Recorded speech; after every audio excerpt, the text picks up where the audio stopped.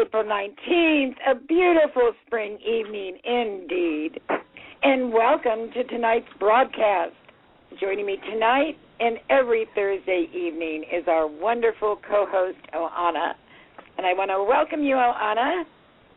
Hi, hello, how are you? I'm doing fantastic. I tell you, this weather couldn't be better. I love it. I love the sun, and I'm looking forward to this show this evening. And I wanted everyone to know that we're going to be giving away a copy of our guest Jana Chantel's book. It's called Inside My Mind. And that's going to be a little bit later in tonight's broadcast. So stay tuned, and you could be the lucky winner. Now, if you've listened to the show before, you may know that every week we do hold a contest on the It Matters group and Authors Info. So if you'd like to win a prize, be sure to sign up to the site and enter the contest. All you have to do is go to authorsinfo.com, find It Matters under groups, and join the group. That's it. One time you join, and you can enter a contest every week thereafter. Well, so, Oana, I hear you've been busy writing and have created a new video. So can you tell us what this video is about? Well, thank you for asking, Monica. I'm always creating a new video. You know me. It's another Definitely. video of that same series, like on dating. It's like of the brighter side, of being lied to. I'm thinking because you have to. Yeah, we have different experiences in life, and you have to be able to laugh at yourself and definitely. For me it's a survival tool, I guess, and we're going to talk more about relationships and being deceived tonight, obviously, in a different context for sure. Yes, but this is definitely. It's basically humor, like a humorous take on human nature. Well, I love your videos because they're like a satire in a way, and you get the meaning across, but it is with humor and wit, and I just crack up every time I listen to one of them. So if anybody would like to see Oana's videos, definitely go to Authors Info, and she has them available there. They'll be worth your time, believe me. If you're having a bad day, want to laugh, after the show, go take a look at them. You're really going to like them. Thank you, Monica. I wanted to talk a little bit about our guest, and we're very pleased to have Jana with us this evening. We'll be interviewing Jana shortly and speaking of her book and about survival, which is something that this book is all about. So if you think you had things to overcome in life, think again. I don't think many people have had to put up in life what Jana has done, and she's come out a winner. I'm very proud of her. Now, life has its ups and downs, yet how many can overcome those deep valleys of sorrow and come out a winner? Well, Detroit native Jana Chantel is a graduate of Grand Valley State University, where she received a degree in creative writing. Now, inspired by her own personal tragedies, Jana lends a voice to her pain in hopes of helping other young adults work through their own personal pain as well. Very, very wonderful thing to do. In Jana's own words, she states, "The goal of this book is to uplift and inspire. We've all been through some sort of adversity in our lives. By sharing mine, I hope to help others get through theirs. I've been through it and come out standing. I want the world to know that they can come out standing too." Jana's tale is a fascinating, true story that sears into the reader's heart as she presents the details of her tumultuous, I always say that wrong, childhood in Detroit. It's of a woman whose memory of a violent upbringing is still very fresh in her mind. And she begins her story by recalling the death of her mother, who was murdered in cold blood when Janae was just 1 year old. So I'm going to give you a little bit to think about right there. And I know that you might have questions. Feel free to call in because we will be opening the lines up and let you know when you'll be able to talk to Janae. And with the heart that she has, I just know that she would be willing to answer some questions. So be sure to do that. Hey! That music means it's useless and entertaining facts time. Alana, what do you have for us this evening? Well, I have quite a few lines. I have bad romance novel lines. Oh, I love them. And yeah, and you know I have a big problem with for writing, for editing, for everything. Yeah. And well, you be the judge. You be the judge. Okay. I'm ready. I'm ready. You know what? As I read them, I'm not even sure. I question their authenticity sometimes because I mean we all know they do exist, sadly, but you know you stop and think and say, is this real? You know, but again, who am I, right? I think I'd like the people in the chat room to let us know what they think of them also. Yeah. Okay, I'm ready. I'm ready for them. Okay. Here comes line one. He snapped my bra like a Concorde taking off, and I was unhooked for love. Oh, my gosh. Unhooked for love. Okay. Okay. All right. Bad. We don't like it. Okay. Yes, she was a woman who had once been a man, but she still knew how to flatter her as well as those other hussies. She fluttered her eyelashes as well as those other hussies, but she'd been a man. Yeah. I think it might have taken her a little bit of practice to do that, huh? Or maybe she'd been doing it her whole life. I don't know. All right, that's bad. Okay. Scarlett's hair was as red as my persistent canker sore. Oh, my God. Oh. I can just picture that. Right? I mean, this editors, right? How many editors you got for your book? I know my book, I think I had probably 4 or 5. Yeah. I wonder. I don't. They probably had 0. I mean, come on, a romance novel, a canker sore. Yeah, really turns me on. All right. Okay. Nicole let the silk blouse fall from her shoulders, wrapped her left leg around James, and deftly cut some cheese. Oh, no. No. Oh. Sounds like romance to me. Oh, yes, it just smelled lovely. Perfect setting. Okay. Lots pretty of bad. emotion. Okay, next one. Robert was new at this prison thing, and he felt frightened and confused. But the moment he laid eyes on number 4728259994, he became a prisoner of love. Really? The numbers, you know.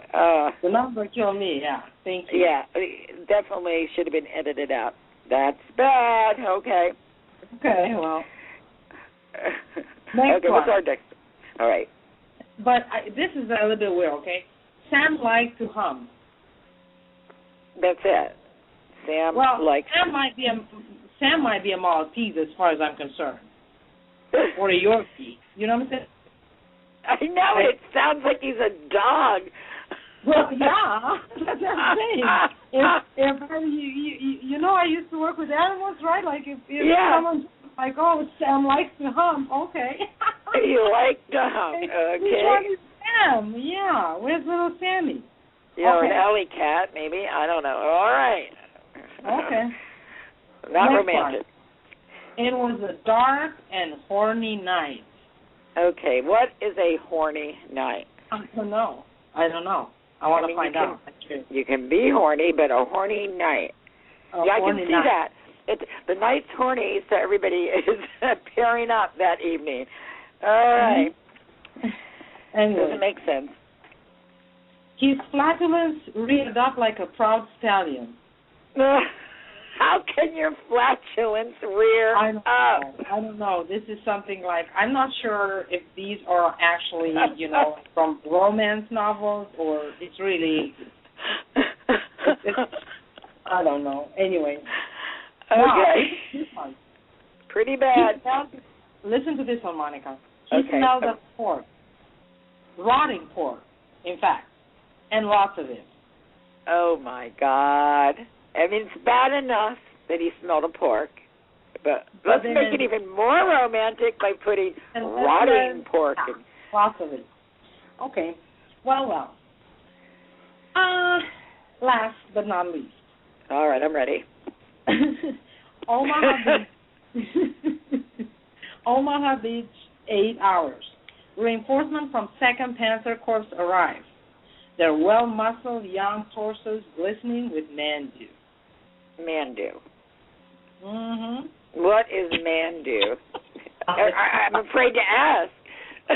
Hey. I can see why one first place. Glistening with man-dew. Oh, it just turns me on. You know what? I don't know. I don't know who would claim ownership for this. Yeah, I noticed they don't have the author's names on them. They're not crafted. Yeah, that's why I was just wondering. I mean, I do even know it exists, but it is what it is. Anyway, I'm cracking up because Lynn says, "Oh my God, that's my biography." I'm looking at it. Lynn, you're lying. We know it. I don't think so. Oh gosh. Okay. Well, that was interesting. Anyway, Janae, welcome to the show. Hello, ladies. Thank you for having me. Gosh, as you know, we're speaking of survival, and your book, Inside My Mind, speaks volumes in overcoming some very difficult situations and obstacles within your life.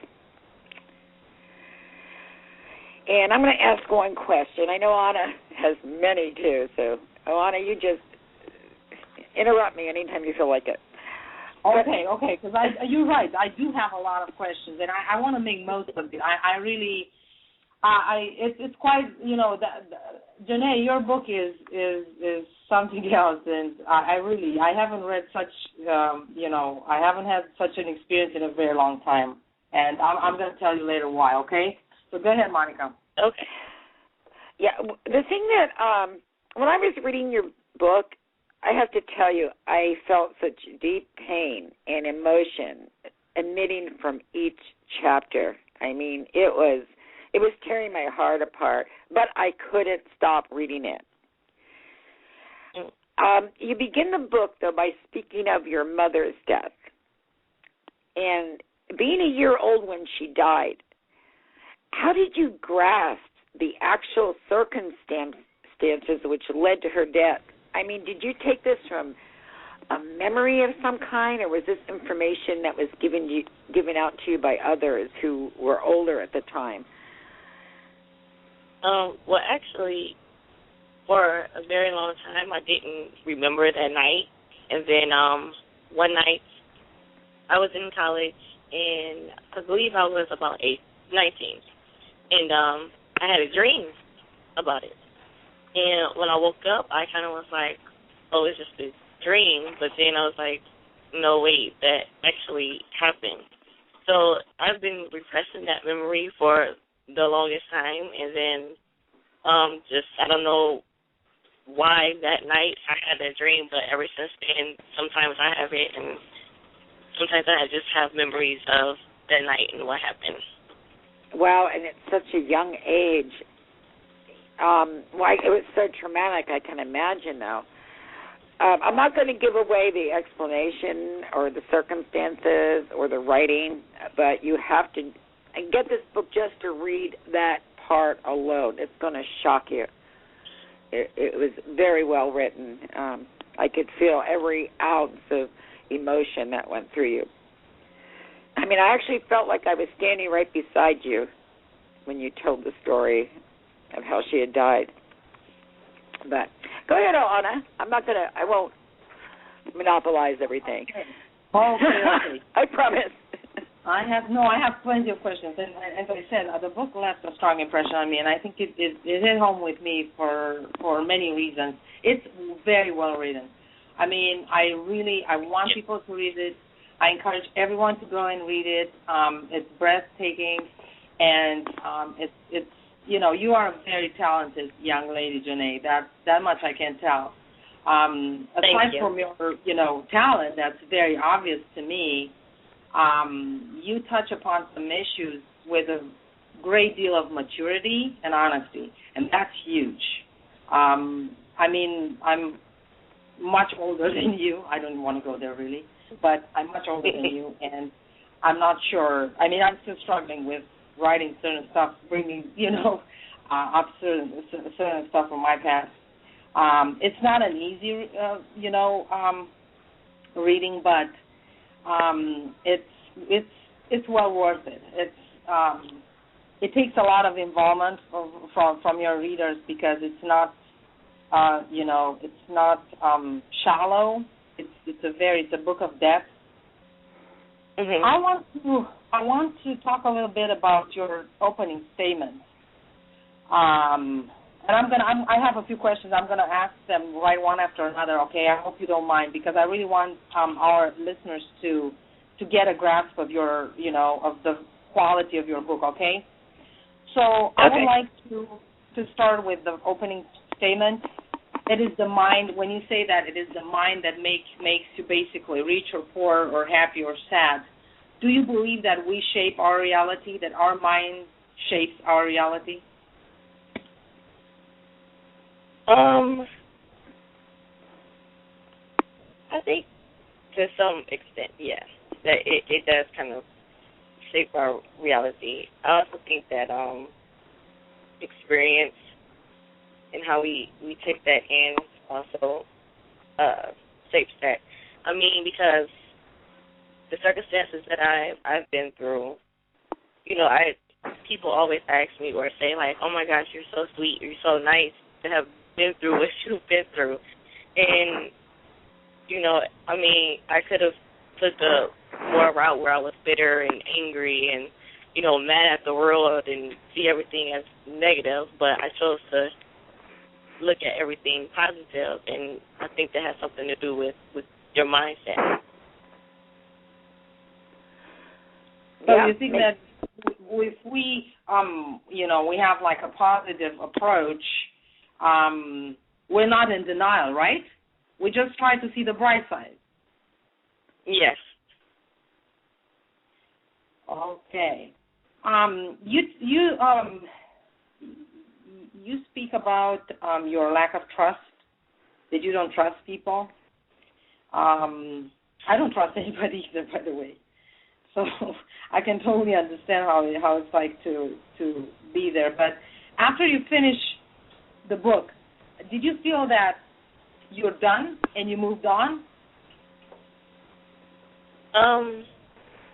I definitely think I got a bit better with trusting people. It's still a work in progress to fully trust people or not question their motives. But I definitely say I've gotten kind of better at that. I don't just automatically think that everyone's out to get me or anything like that. Your book is basically about how events affect or shape, someone's behavior. In this particular case, your behavior, because, and at some point you make a pretty comprehensive list, if you will. When you don't trust people, you don't wear expensive stuff because you don't want to be a target. You're not I'm assuming you're not easy to follow either. You're pretty much, like aware of your surroundings, right? Yeah. You sleep with a knife under your pillow. You are afraid of having children because this is like a projection of the future already, right? I mean, even if when you look at the future, you see something that might go wrong, right? Yeah. Okay. Now, let me ask you this question. Don't you think that all these things, that you basically allow them to own you? I would have to say that it does kind of hold me back, which is, I think, a reason why I wrote this piece, to just kind of let it all go. It's very, writing this whole book was just very therapeutic for me. I mean, it's stuff that I've been carrying around and kept inside of me for years. And so this book was just kind of a way of me letting everything go. So now I don't kind of look at stuff like this like that anymore at this point in my life, but that was how I used to feel. That's funny. I totally understand. I gave up the knife, but it's funny how you actually put it all together. I think that's awesome. That's really amazing that you were able to put it in one place. You know what I'm saying? And just go, I don't do this, and just analyze yourself. How do you feel when people tell you that? Oh, okay, well, you're overanalyzing stuff. And life is beautiful, and you should stop thinking about it. What do you feel when they tell you this? I'm assuming they must be telling you at some point, because, in human interactions, it must be visible at some point, right? That you analyze stuff a lot. I do. Not too many people comment on it, I don't think, but I do kind of. I know I overanalyze things, but I know, too, that it's because of my past and things that I've been through that kind of just, left me that way. So it's always, when you go through certain experiences and it's traumatic, it always leaves a scar, so it kind of takes time for it to heal or to get over it or whatever. So, it's a process you're going through, right? Yeah, so, I mean, but for some reason, not too many people commented on me overanalyzing things, but I don't know. I think I kept most of that stuff to myself anyways, so not too many people knew that I was thinking that way. Right, not until now, anyway. Yeah, not till now. I did have one question I had to ask. Mm-hmm. In your book, you write often about dreams that you had. Now, looking back at these now, do you think these were, in fact, dreams you actually had, or were they more of a memory or some type of a psychic experience? Are you talking about the one that's kind of I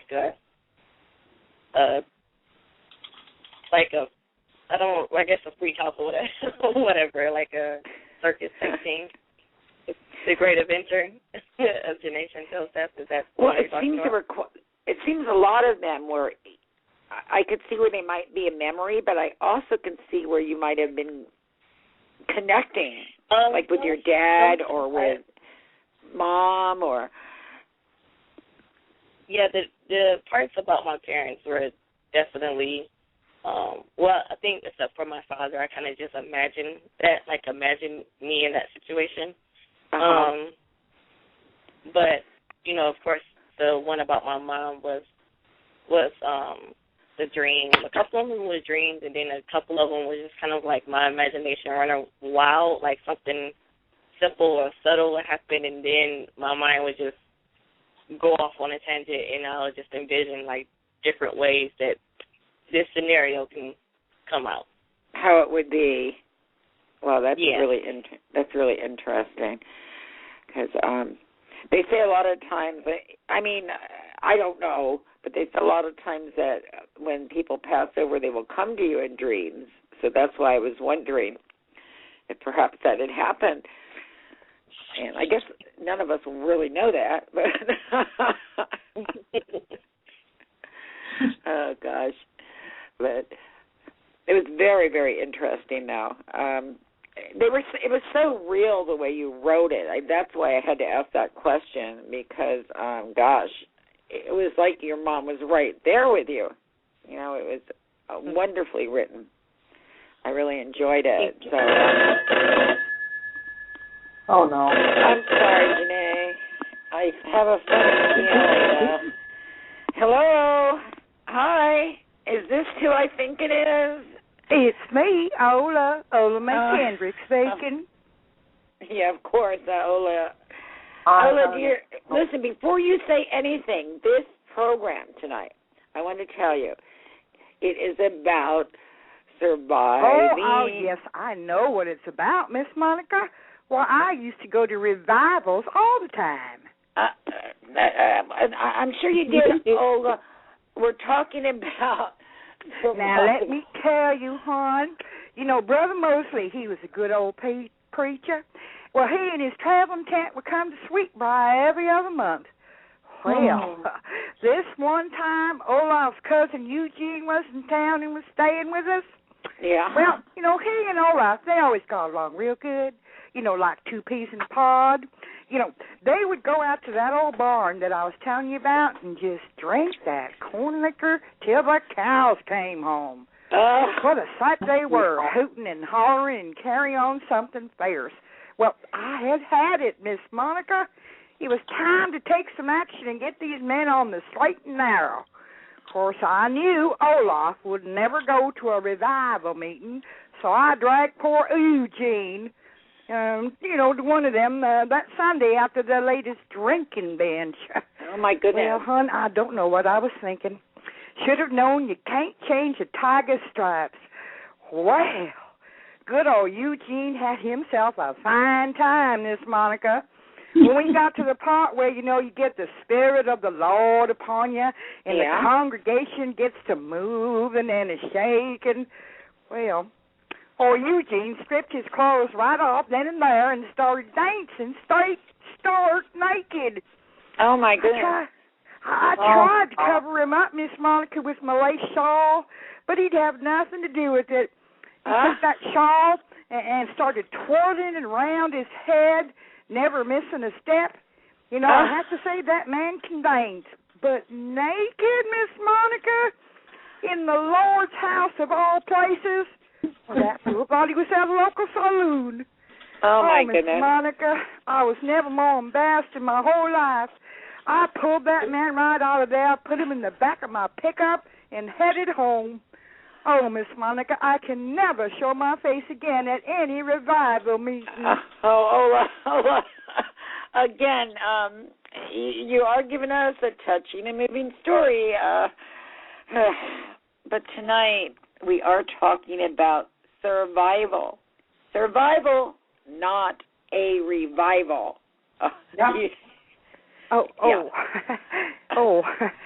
Survival. Well, well, once again, my face is as red as a Georgia beet. Well, I guess I just better hang up now. Y'all take care now. Yeah, bye-bye. Okay, bye. Bye, Ola. Oh, my gosh, revival of all things. Great story, but I don't know if I will survive another one of those calls. Oh, man, what a character she is, I tell you.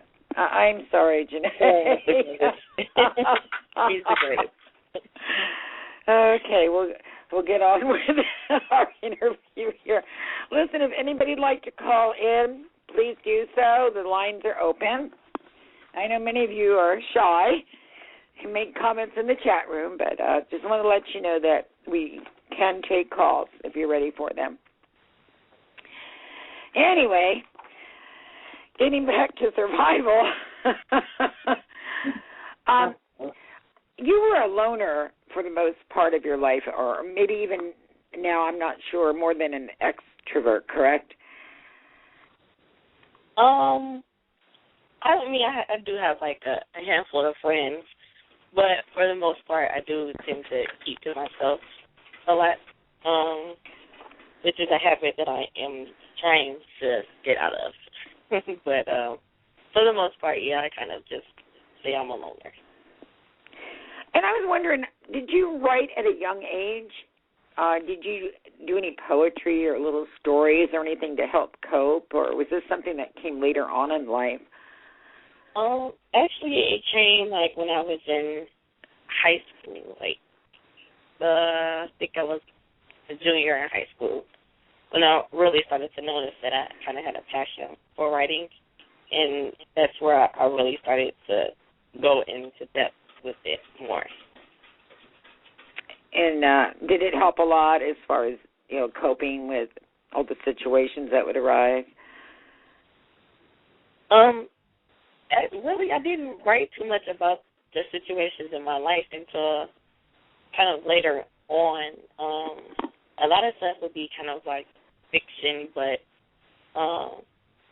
there was like the notice that most of my characters either like didn't have their parents around or like been through some very traumatic situations. So I didn't see it until later on, but the signs and stuff is definitely there. Well, that's what's interesting to me is that I was also the only girl and the youngest, and I had two brothers. Mm-hmm. So I was relating to that a little bit during the story. But were you very close with your brothers, and did they look out for you? Yeah, I was very close with my brothers, and they was very overprotective over me. So we always had a good relationship with that. But no, our brothers and I, we had a good relationship, and yeah, they were like super overprotective. Because I would think that when you're facing not only your mom's death, but many of the other things that happened during your life, being shot, the romance, and the brothers, they always seem to tend to want to protect a little bit. And yeah, so a little bit is kind of an understatement. I know. Mine, I don't know about you, but mine would go right up to my boyfriends, and or when they weren't even boyfriends yet, who could have a chance to get one, and they would, kind of tell them that you better treat her right, or you're gonna have to deal with me. So there you are, And I kind of got the sense that. Well, at the point of that romance that I discussed in my book, I was, it's kind of like in my 20 or whatever. So they kind of loosened the reins a little bit. And it was like, okay, she's kind of grown. So they didn't too much like it, but it was just something they had to let me experience on my own. Because, I think being. I think it's different with sisters. Being men, they know how men think, so I can imagine what goes through their minds, Well, don't we know as females what we think? I mean, don't you think it works both ways? It might, but the brothers are really protected, let me tell you. They know those nasty men. I kind of know how it is when no man is good enough for you, and it is what it is. But right. I wanted to ask Janae, because a big part of the book deals with a bad relationship, basically, and it's really it's a very good, honest take on a bad relationship, and on basically some sort of denial, if you will. And I wanted to ask you, do you think, because people usually tell us who they are, we just don't listen to them, but do you think that we walk into these relationships like fully aware of the outcome, and we still do it? Is it because we just refuse to face reality? Do you think it's possible to just not do it? Step back and say, hey, you know what? I think I know where this is going to take me. It's weird as you say that, because now I still kind of reflect and look back on it, and I saw the signs early on, and I kind of figure out what the outcome was going to be, but I went in there optimistic and thinking that it won't go that way, and it did, but I don't regret it, because it was an experience that I had to go through. It was just a lesson learned on that one. I actually have a caller. I have a caller holding it. I'm going to get him on. Hi, you're live on the air. This is Monica. Hi. Hi, And how are you? I'm doing great. Did you want to talk with Janae? Yeah, I had a question. I actually read the book, and I have a hard time dealing with what people actually think of me. And I wanted to know, in her book and releasing all the thoughts that she had about the circus theme, like, how were you able to just release everything and let people know how you felt without worrying about their opinion of you? Good question. I felt like if I was thinking it, then other people had to be thinking it too. Like, I know I couldn't have been, like, the only person in the world who was, like, felt like they had some type of obsession with death. So I just released it, and I kind of just, at that point, didn't care what people, like, if they thought I was crazy or not, because I felt like you have to go through what I've been through and then see if you wouldn't, like, have these certain thoughts, like, will I die this way or will I die that way when you had a near-death experience. So, I felt like there were other people out there who felt that way. And so by reading the book and, like, oh, she thought of it too, so maybe I'm not that crazy like I think I am. Mm-hmm. And it's not easy to do that, but the truth is that a lot of people think exactly like you do, and they just don't talk about it. And there was something that I had to finally grasp in my life, that we're not crazy. Everybody has thoughts. It's just according to, like you said, Janae, what experiences you have in life, what those thoughts might be about. But we all have little strange thoughts. Yeah. I don't think no one in this world is normal at all.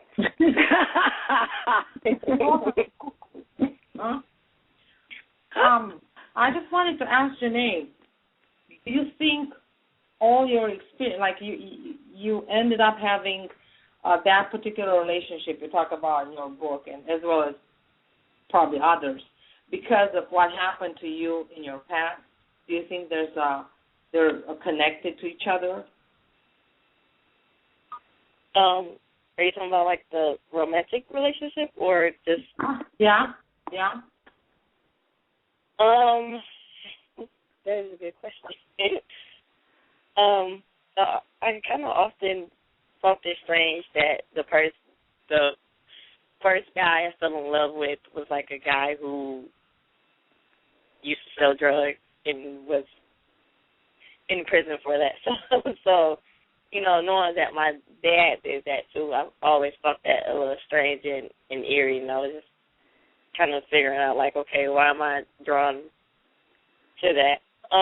So I don't know. I guess so, but I don't think I would do that again with whatever next guy I meet. I don't think he'll be in that line of work. Well, psychologists say that a lot of times women will choose men that have similar qualities to their father. Yeah, I've thought about that as well. So it's not crazy, it's just you could probably relate to that a little bit. And you were looking for good in him. Yeah. And I think you focused on the good that you saw. And unfortunately, he was a rat thing, but well, I don't, you know what? When I went, actually, because I wasn't thinking necessarily of a man who was involved in a certain type of activity, or Janae was very specific here, and it happens actually that their biographies sort of match. But I was thinking more of the fact that she was looking for affection, and she was looking for love and for a certain type of relationship because of the trauma in her past. That's the way I saw it, not necessarily. And obviously, Monica, you're right, because, yes, we do tend to stay within, like we look for a certain type of, man that would resemble, our fathers. This might be true as well. But I was thinking mostly of, trying to heal,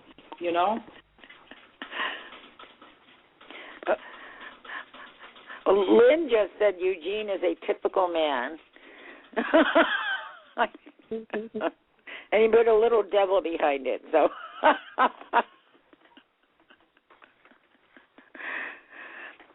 That was pretty funny. I'm sorry. Oh, wow. I had to share it with everybody. Oh, God. You know what it struck me as one of the saddest parts, though, of your book was that your dad already is struggling with cancer. Mm. And then they take him away for, wasn't it some ridiculous thing, like he hadn't paid a fine or something? He had a court date, and he was late for court, so they held him in contempt. Late for court? Yes. I mean, that's ridiculous. How many people would they do that? I guess they do this to a lot of people. We just, it's not fair, but that's a whole other show that we'll probably have in the future. Yeah, that's something we need to schedule later down the road. I wanted to ask Janae quickly before I hope she gets to read us a fragment from her book. I wanted to ask you, Janae, was this, like, writing this book, was this your only refuge from all this traumatic past and experience? What else are you, if you, anything, are you doing besides writing?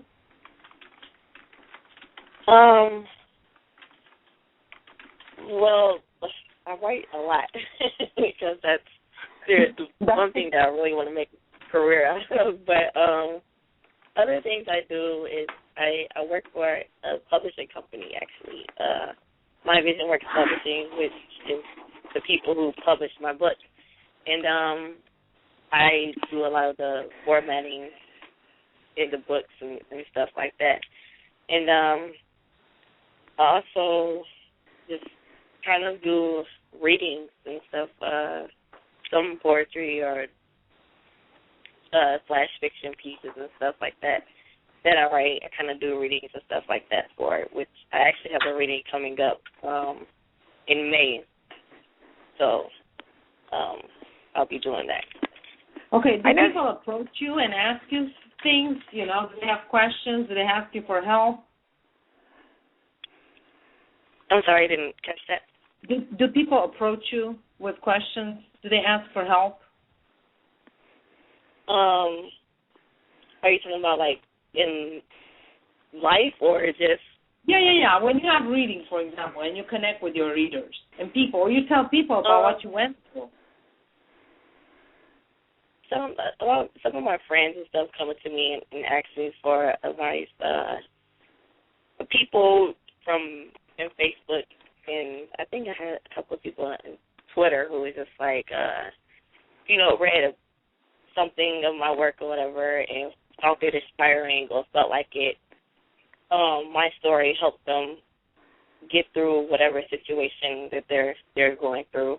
And I mean, that's really the goal. I feel like that's really my mission, is just to help everyone that's out there going through something, and particularly young people, because for some reason our older generation thinks that we don't go through anything that's work the substance for whatever reason. They just think we kind of have it easy. So just kind of letting them know that, you know, there's someone there that we go through some pretty heavy stuff. You know, especially when you're young, things are just they're traumatic. You know, it's not things that when you get older you just go, who cares? The young people, they just seem to think it's terrible. Yeah, that's a stereotype, and we need to change that too. Janae, where can you be reached out? I know you're very active on Author's Info, but do you have are there any other places where your readers can reach you and write to you if they have any questions? Yeah, they can check out my site, janachantel.com. That's JanaChantel. You can find me on Facebook and on Twitter, Janae Chantel. And, I mean, if you're really, really desperate, you can email me at janachantel@yahoo.com. I'd be really desperate. Okay, I just wrote it down, Janae. I'm desperate. Email from me by the time we finish the show. Yeah.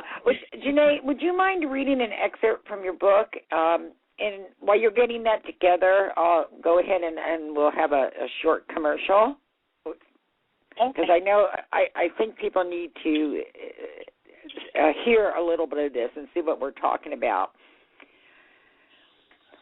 So if you're willing to do that. Oh, yes, I am. Okay, all right. Well, we're going to have a short commercial while you get that together. Now, I'm kind of upset today. I started the week with a clear idea that Democrats were as much responsible for what's going on in the country as Republicans. Needless to say, as the week is coming to an end, my mind might be shifting. I guess that's all right to say my mind is shifting, as opposed to my mind is changing. See, Americans don't mind the shift. It's the change we're having a problem with. See, this cowboy's theory is that, well, when you have a problem with your mate, you talk it out. Well, at least that's true for the 50% that won't get a divorce this year.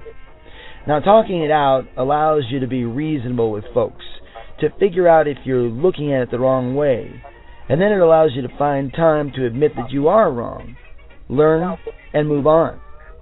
But I deal in politics, and admitting you're wrong, well, and talking it out and being civil, well, that's left for the 50% that I was talking about earlier. You know, the group that remains married. It's pretty obvious that if politicians were married to each other, Democrats and Republicans, well, they'd not only be the 50% that would get a divorce, but they'd probably push that number to 99% of marriages that would fail. Maybe this is the best way to approach politics in the future. Treat it like a marriage. Get all the politicians together and make them take a vow to each other and the American people. And because the right has a faith and the religion that they do, well, they might be forced to make a marriage work. Oh, by the way, this equation that I'm talking about, well, we'd be the kids, us Americans. So if it doesn't work out, well, politicians would still be able to get visitation rights. They call that the election season. You know, where they woo us like a divorced dad. Just to let you Americans know, as this Republican and Democratic marriage, we'd be faced with some of the same problems as families are. Money, education, the birds and bees. That one's gotten Dad in the doghouse lately. Oh, and there's a good chance that Newt Gingrich would want to be the head of the household. But that idea, based upon his past wives' approval ratings, well, it takes him from being status of candidate to can of worms. Now, the only problem I see that Republicans might have with this plan is they may not be so keen on the man-on-man element of this relationship. I'm Will Roberts, and this is your weekly telegram. Go to my website, politicalcomedians.com. That's politicalcomedians.com, and go to my Twitter. That's twitter.com/Will Roberts USA. See you next week. Now, I'm kind of upset today. That was pretty funny. Especially Newt Gingrich. So, Janae, are you ready? Yes. All right. I can't wait. So the excerpt I'm going to read is Paranoia, and that's the first essay in the book. I stood there helplessly as I watched the young girl kicking, screaming, and rolling around on her living room floor. She was in pain, that was certain. The burning, tingling feeling overwhelmed her. It felt like the fire entered her body, and a strong vibration ripped through her. She kept grabbing at her right leg as if she couldn't feel it anymore. I desperately wanted to console her. I wanted to kneel down by her side and gently rub her head by telling her that everything was going to be okay. But everything was not okay. It was far from it. I opened my eyes, back to reality. I am lying on the living room floor, just like the young girl.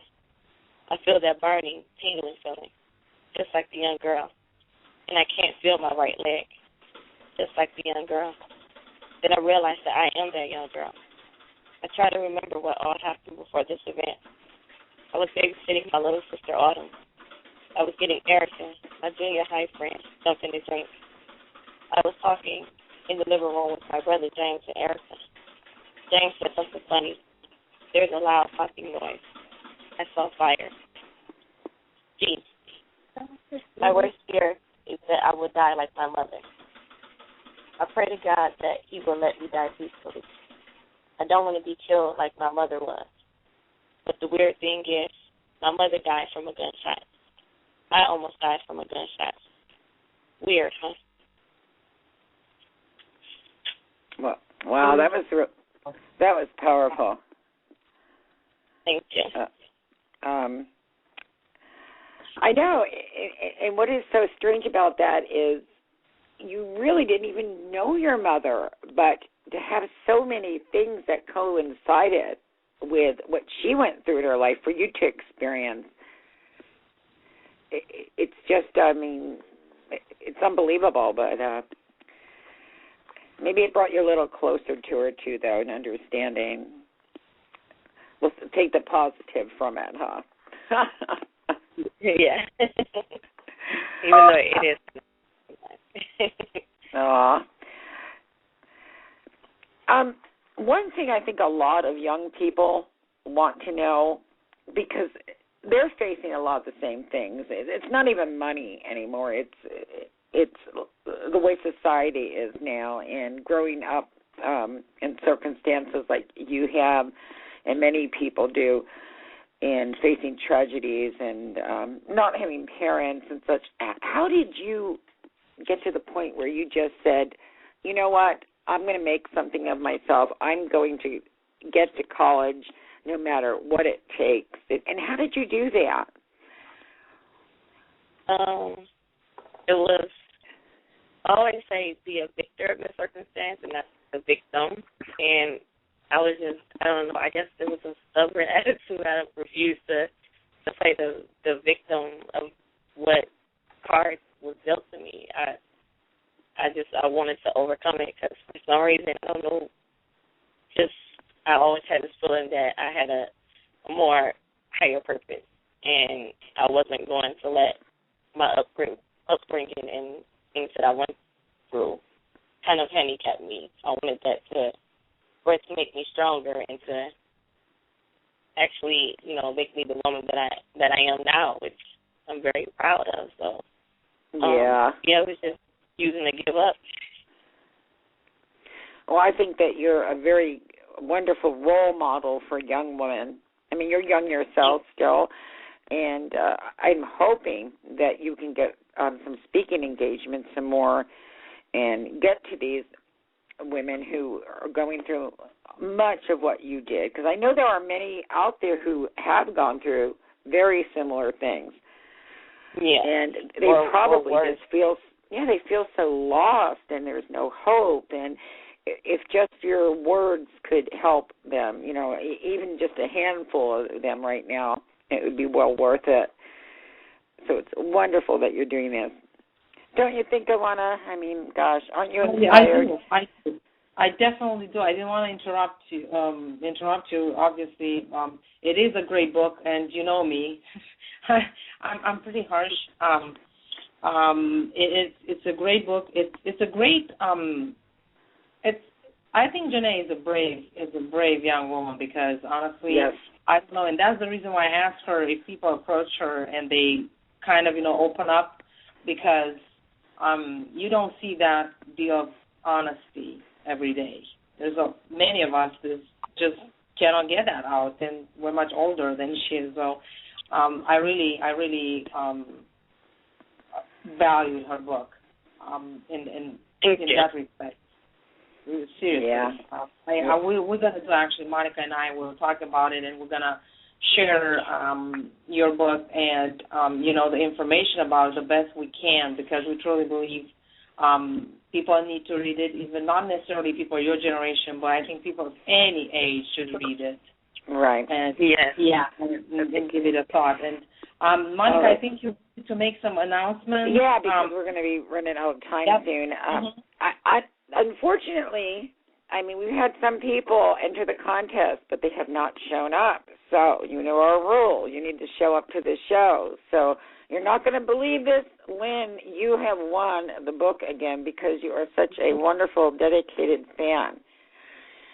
And I think you're going to really enjoy the book. And I think so, too. I was going to say that he's going to enjoy it because we were just chatting back and forth. Yeah, so I'm actually glad he won this. And you can get with Janae on Author's Info, and she'll get with you on getting the book to you. I just wanted everyone to know that if you are a fan of the show or you know someone who might like it, please tell them about us and invite them to join the group, and possibly they could be a guest on a future show. Who knows? We want to hear what people would like to see on the show, what they would like to talk about. And definitely, everybody, please visit Janae's website. It's real easy. It's Jana Chantel, JanaChantel.com. And she has many more things than she's spoken about in here. She's even done plays and that type of thing, dramas. So very poetry, videos. There's a lot there to look at, and I hope you'll correspond with her also. I want to let you know about next week. We're going to be joined by a friend of Oana's and mine, and her name is Melissa Studdard. And she's actually written a best-selling fantasy novel called 6 Weeks to Yahida, and it has a little companion book with it. And she'll be here on the 26th. And if you like The Wizard of Oz, you're going to love this book. It's something that adults love. It's something that children love. So I hope you can join us then. And I want to thank you all, Alana and I both, for listening to our show this evening. We love our fans, and tell your friends about us. And remember, we believe in embracing humanity through the arts, reading, and open communication. We want you to speak up, let your voice be heard. Give your opinion, because, after all, when it comes down to it, it matters. Good night, all. Thank you, Janae. Thank you, Alana. Great show. Bye. Night, all.